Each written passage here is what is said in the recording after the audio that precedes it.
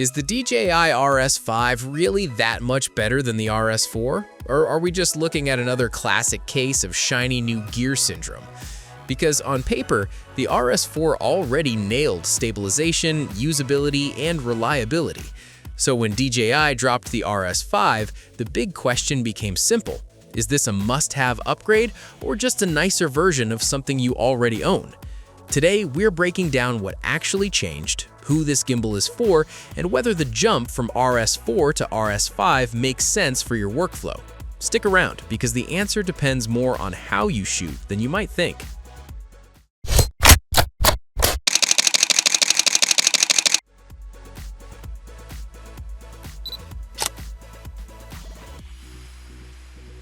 At first glance, the RS5 looks very familiar, and that is not a bad thing. It keeps the same overall form factor and payload capacity, handling full-frame mirrorless rigs up to 6.6 pounds without breaking a sweat. But the magic is in the details.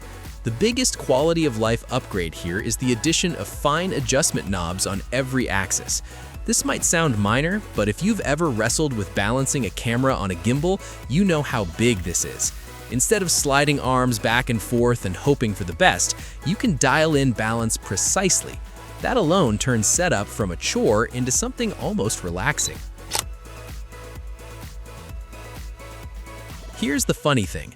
The RS4 already delivered rock-solid stabilization for walking, running, and dynamic shots. The RS5 builds on that foundation with motors that are reportedly 50% stronger. On paper, that means better control with heavier rigs and more aggressive movement. In practice, what it really delivers is confidence. The gimbal feels more composed, especially when paired with fast lenses or compact zooms. It doesn't radically change the look of your footage, but it raises the ceiling for what you can comfortably mount and move with. You know what never sounds exciting in a product announcement, but matters every single shoot day? Battery life. The RS5 stretches runtime to nearly 14 hours and adds fast USB-C charging that tops it up in about an hour. That means less waiting, less stress, and fewer moments where you're watching a battery indicator instead of framing a shot. The removable battery design also adds flexibility, and the optional extended battery turns the RS5 into an all-day workhorse. It's not flashy, but it's the kind of upgrade professionals actually feel. This is where the RS5 really separates itself. The expanded accessory ecosystem changes how the gimbal can be used. The new electronic briefcase handle is a standout, especially for low-angle shots. Unlike older handles, this one adds full camera control, making it far more than just a grip. Then there's the intelligent tracking module, which magnetically snaps on and adds subject tracking without extra setup headaches. It locks onto people, pets, and vehicles with surprising reliability, turning solo shooting into something much more manageable. If you rely on accessories, the RS5 simply gives you more room to grow. The RS5 keeps DJI's familiar control layout, but refines it with better responsiveness and flexibility. The touchscreen is clear and quick, physical buttons are customizable, and camera control works across major mirrorless brands. Switching between follow modes, adjusting movement behavior, and setting up automated moves all feel intuitive.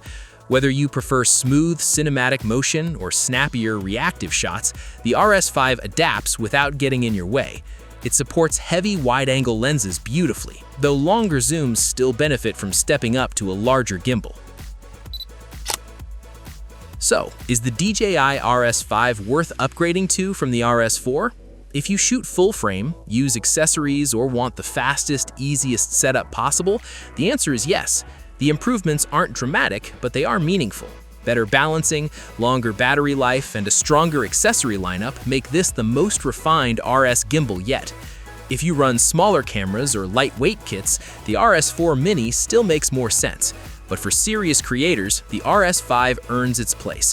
What do you think? Is this a smart upgrade, or are you sticking with your current setup? Drop your thoughts in the comments. And if this helped, don't forget to like, subscribe, and hit the bell so you don't miss the next one.